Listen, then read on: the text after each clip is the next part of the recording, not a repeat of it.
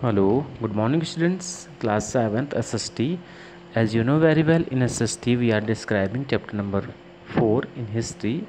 In our previous videos, we have discussed about the chapter the Mughals Empire and timeline के बारे में discuss कर चुके हैं। राइज ऑफ द मुगल्स, मुग़लों का उदय कैसे हुआ। इसके बाद सीरीज ऑफ बैटल्स, किस तरीके से युद्धों की जो सीरीज़ थी अकबर के द्वारा जो लड़ी गई, और अकबर की ऑटोबायोग्राफी भी स्टडी कर चुके हैं। And today we will discuss about Sher Shah Suri 1540 से 1545 के बीच में। तो शेर Shah Suri real name was Farid Khan. शेर शाह सूरी का वास्तविक नाम फरीद खान था। He was a valiant warrior and killed a tiger single-handedly. वो बहुत ही ताकतवर योद्धा थे और उन्होंने टाइगर को सिंगल हैंडली मतलब निहत्थे होकर के टाइगर को उन्होंने मारा था। After which he earn the title of शेर खान। इसी के बाद उनका नाम शेर खान पड़ गया। And he belong to the Sur kingdom, और सूर राज्य से वो बिलोंग करते थे। इसलिए ही said earlier he defeated Humayun in 2 consecutive battles. उन्होंने हुमायूं को 2 लगातार युद्धों में हराया था। Finally he occupied the Mughal throne and rule under title of Sher Shah Suri. और अंत में उन्होंने मुग़ल साम्राज्य को हथिया लिया, मुग़ल साम्राज्य की गद्दी को हथिया लिया और शेर शाह सूरी के रूप में उन्होंने अपना के टाइटल प्राप्त कर लिया। Aldous Sher Shah rule for the short period of 5 years. यद्यपि शेर शाह सूरी ने केवल 5 ही वर्षों तक शासन किया। He built a kingdom that stays from Jhelum in the west to Brahmaputra in the east. और उन्होंने अपने राज्य को झेलम नदी से, जो वेस्ट से बहती है, ब्रह्मपुत्र नदी जो ईस्ट में बहती है वहाँ तक फैला लिया। And from the Himalaya in the north to the Narmada in the south. और नॉर्थ में हिमालय से लेकर के नर्मदा नदी जहाँ तक साउथ में बहती है वहाँ तक, यानी पूर्व पश्चिम उत्तर दक्षिण चारों दिशाओं में अपने राज्य को फैला लिया। He was an excellent administrator and introduced many administrative reform in civil, military and land revenue system. वो एक बहुत ही अच्छे एडमिनिस्ट्रेटर थे and introduce many administrative reform. बहुत सारे एडमिनिस्ट्रेटिव रिफॉर्म यानी सुधार उन्होंने किए सिविल में, मिलिट्री में, लैंड रेवेन्यू सिस्टम में।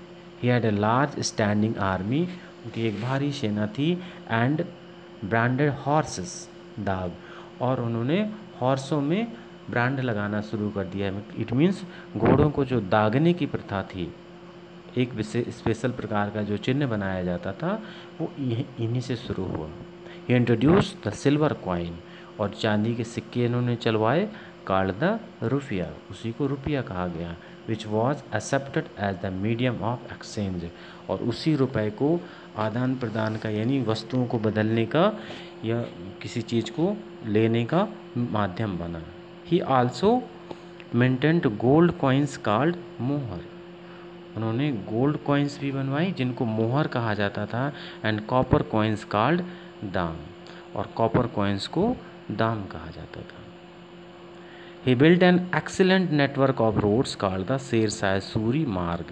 उन्होंने बहुत सबसे अच्छा नेटवर्क ऑफ रोडों का जो संपर्क जाल था वो बनवाया, जिसको शेर शाह सूरी मार्ग के नाम से जाना जाता है।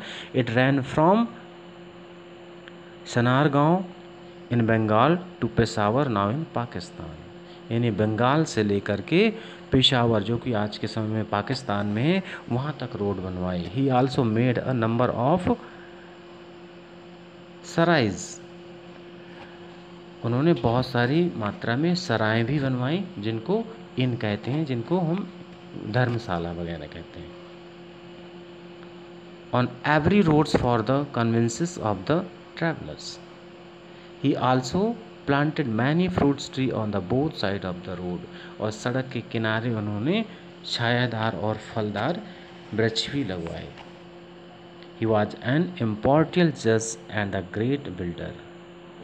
द पुराना किला इन दिल्ली, दिल्ली का जो पुराना किला है, and his tomb at Sasaram, और उनका जो गुम्बद सासाराम में बना हुआ है इन बिहार में, are magnificent pieces of architectures. ये एक आर्किटेक्चर का बहुत ही अच्छा उदाहरण है। Unfortunately he died after a short rule of 5 years। दुर्भाग्य से थोड़ा ही शासन किया उन्होंने 5 years का। And 1545 after an explosion took place in the fort of कालिंजा।